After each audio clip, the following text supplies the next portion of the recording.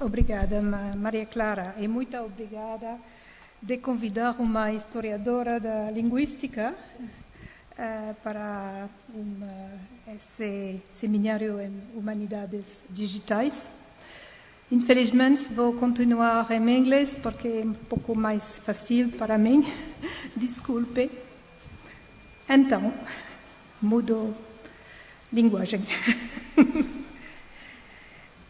So, I won't deal with digital humanities directly.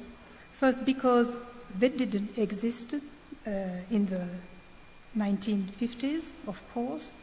Second, I am not sure, or still I am sure, that the computerization of the language sciences are not, or is not, the only source of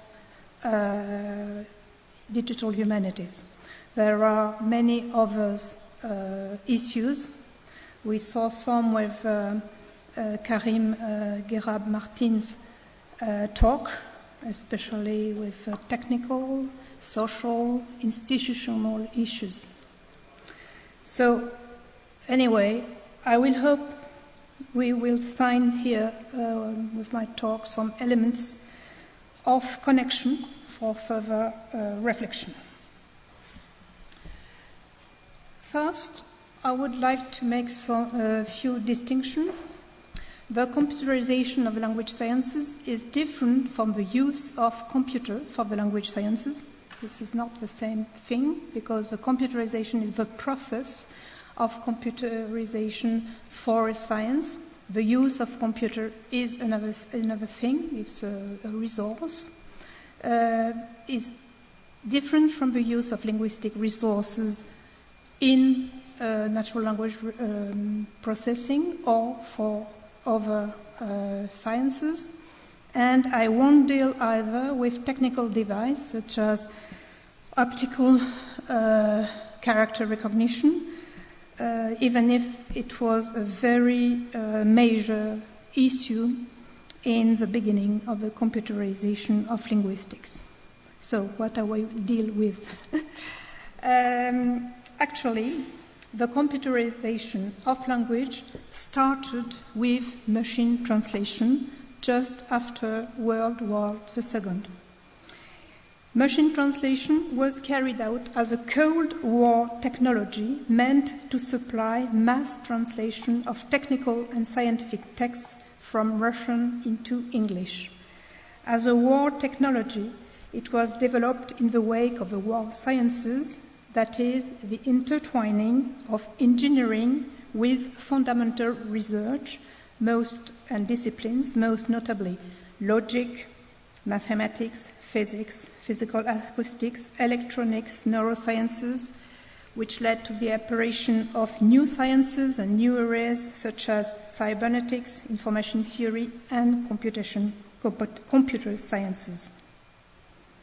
And as to machine translation, it was mainly concerned with cryptanalysis, which was the first application of computers, logic, mathematics, information theory, and computer sciences.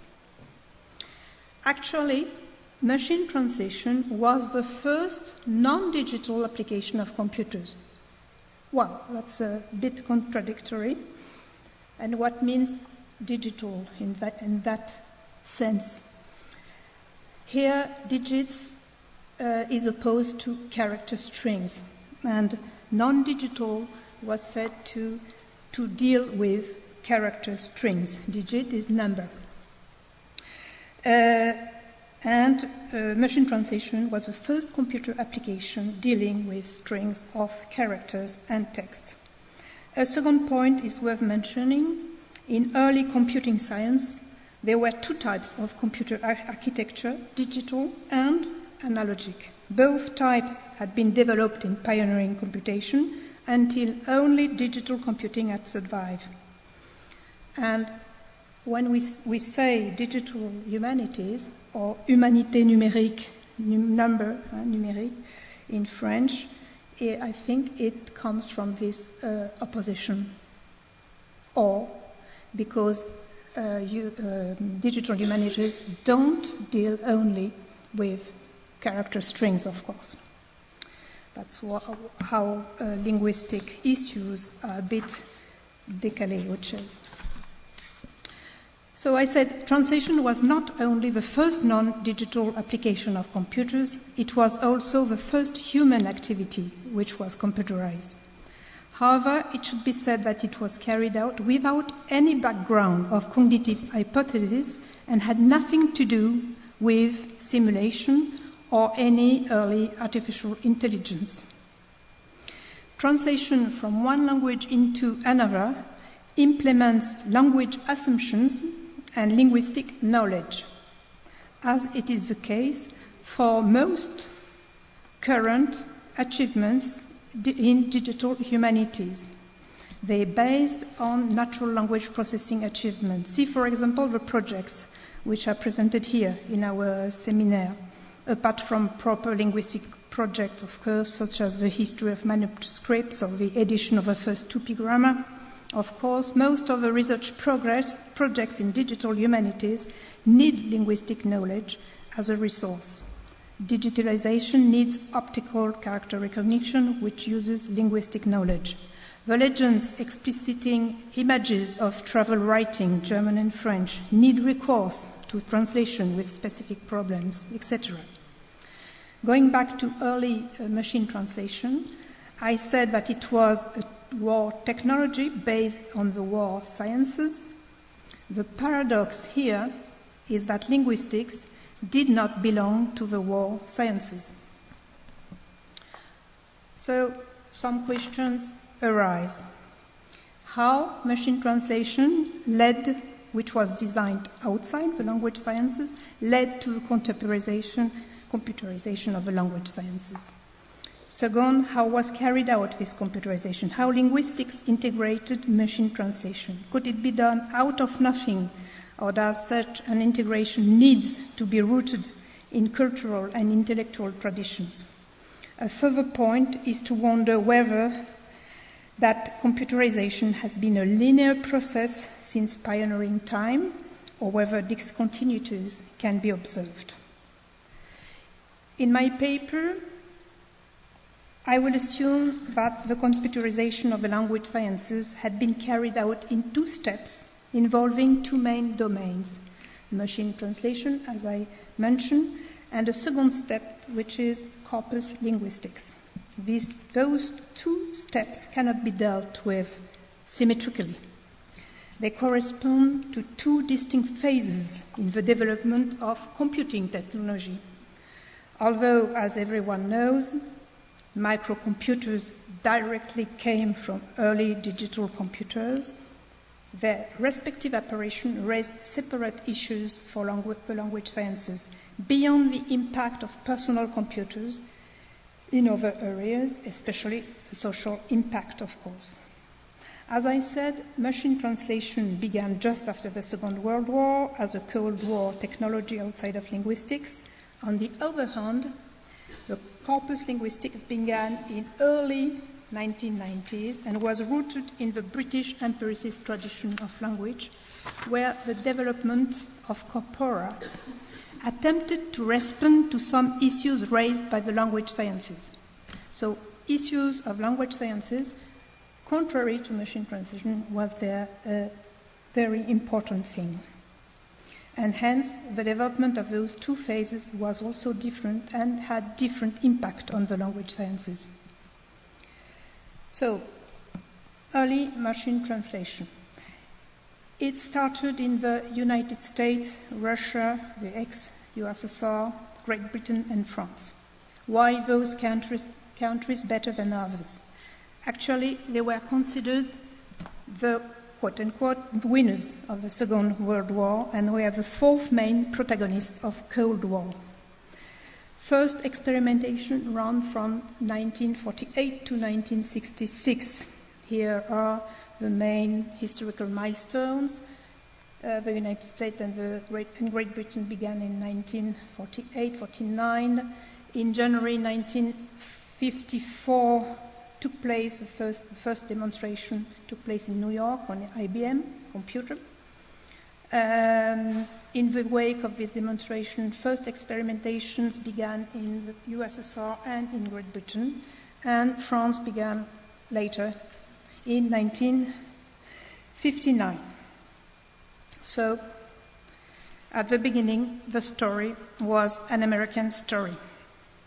Machine translation, as I said, was designed at MIT, which was the core of the wild sciences and what was called later the military industrial academic complex. Two main personalities and 3 reports were involved in the creation and the development of machine translation. Actually, it was Warren Weaver's memorandum entitled Translation, which promoted the creation of machine translation centers in the United States and Great Britain from 1949. Weaver was one of the main and major actors of the military industrial academic complex at MIT.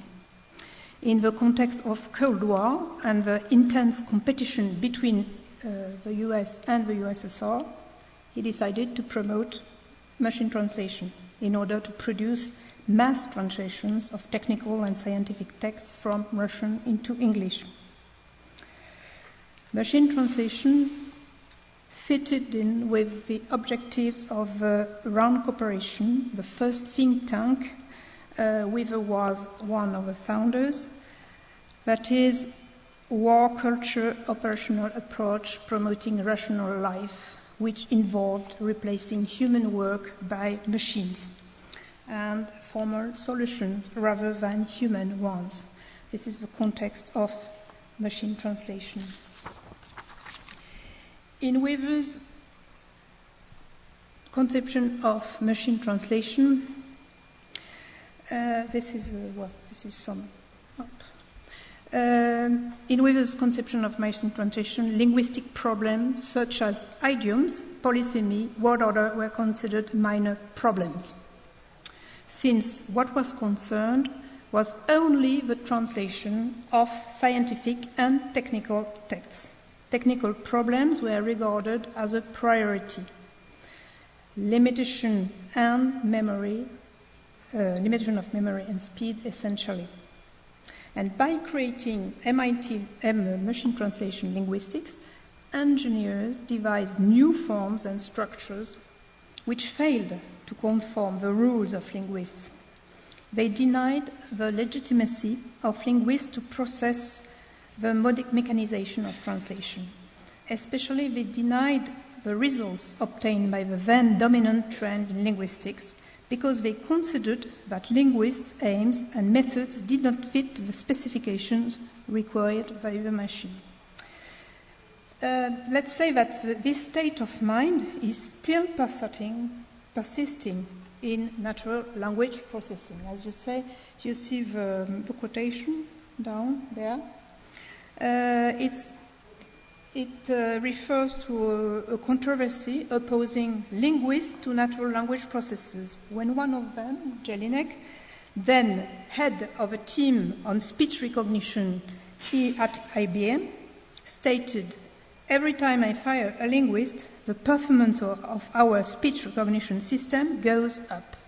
So Weaver was at the beginning of a disjunction between linguistic results, linguistic works, and natural language processing. They didn't fit in it, and natural language processing worked out its proper linguistic, and it's still now the case.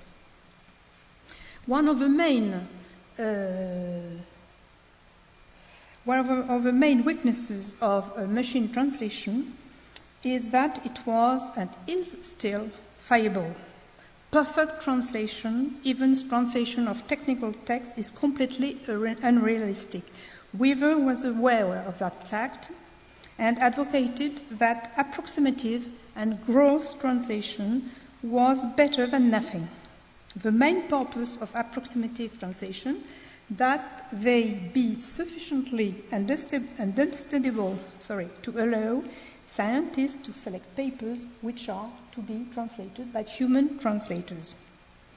Thus, Weaver recommended to accept limited rates of errors, which in the case of practical use, such as MT, was terrible.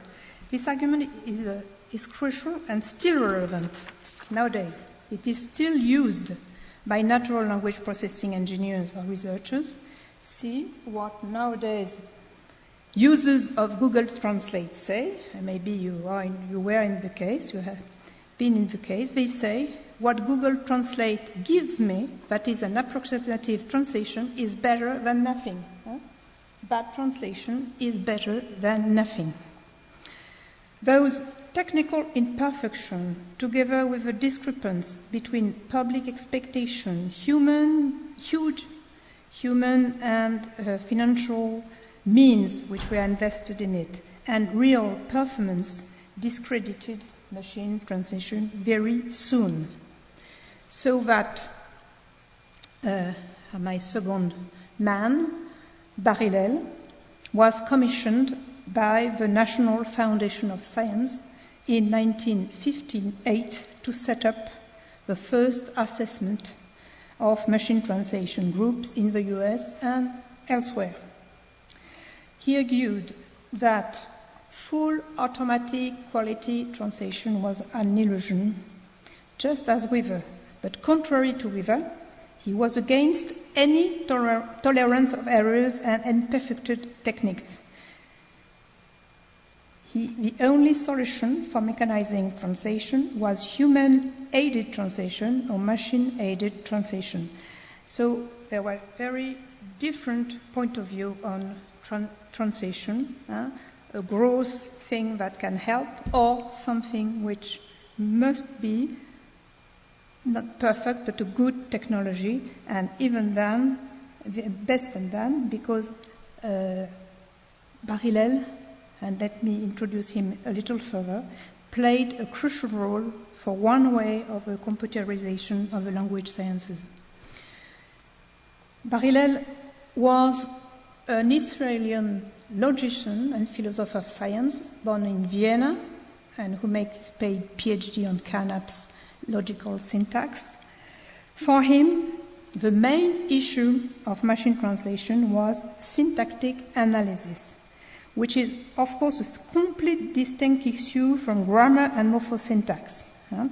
Syntax is here logical syntax inspired by Carnap, and Bar Hillel developed the first categorical grammar as soon as 1953, and for him, this formal grammar should be implemented in an operational syntax for machine translation.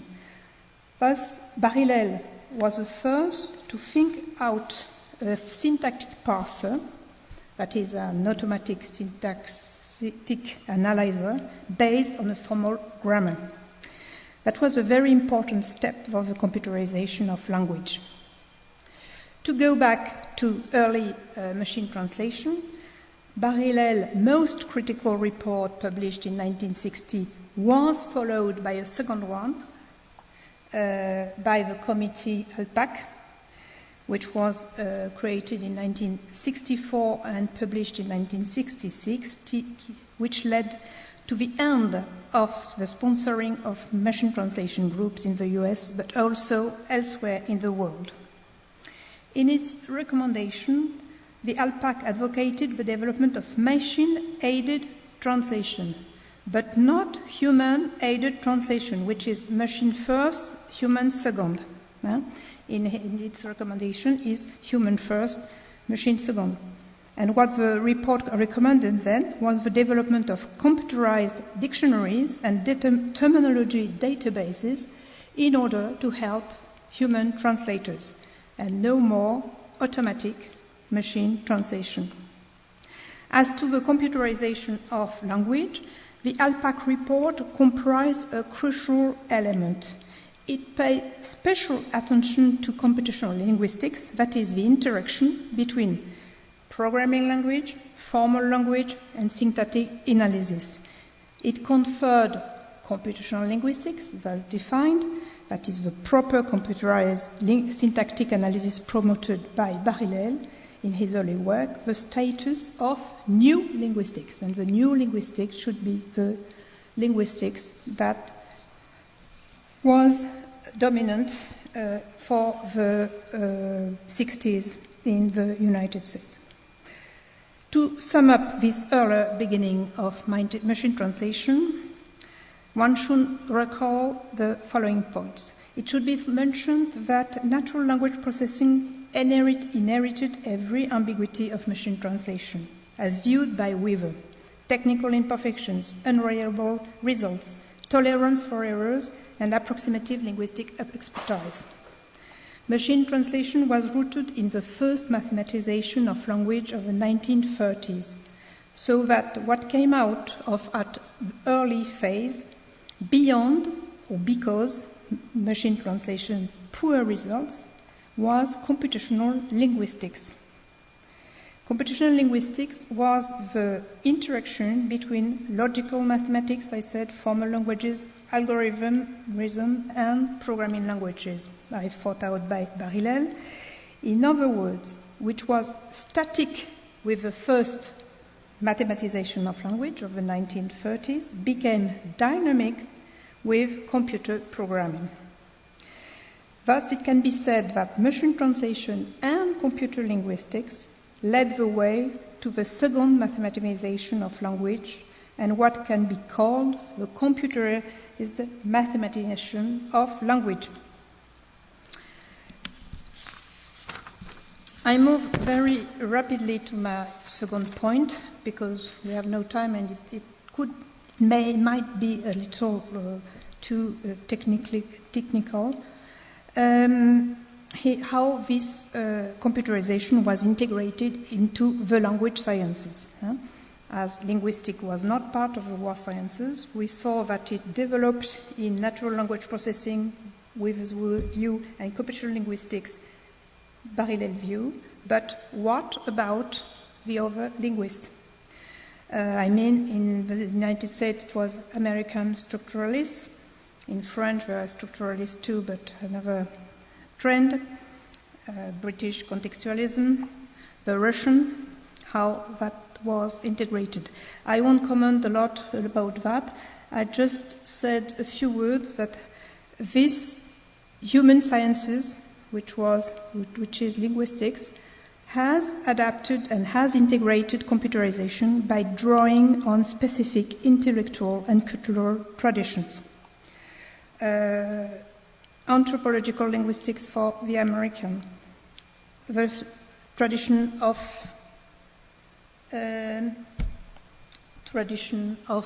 lexis for the French and the study of the vocabulary. What else? For the British, it's the intermediate language schemes, universal schemes of the 17th century. For the Russian, it's comparative linguistics and artificial languages. Well, I won't comment anymore. It's not the purpose of this talk, but, well, let's say that there were some devices, some modes of integration different according to the cultural, intellectual traditions, and different according to their anchorage in the first mathematization of language of the 1930s, which was really very different according to the different countries and traditions. But I will stop with that. And I move to my last point, the second step, corpus linguistics in the 1990s. Corpus linguistics can be characterized by the continuation of statistical and probabilistic methods as revived by information theory. So it's not the same roots as machine translation, which was rooted in the first mathematization of logical mathematics of the 1930s. It's quite another tradition, mathematic tradition. Second is rooted in linguistics, contrary to machine translation. It's rooted in the British empiricist tradition of contextualism. Third, it could happen only with the availability and processing of large amounts of data due to unprecedented technological developments in the 1990s. That doesn't mean that the idea of corpora was not in the British empiricist linguist. It was thought out before the possibility, the technical possibilities. So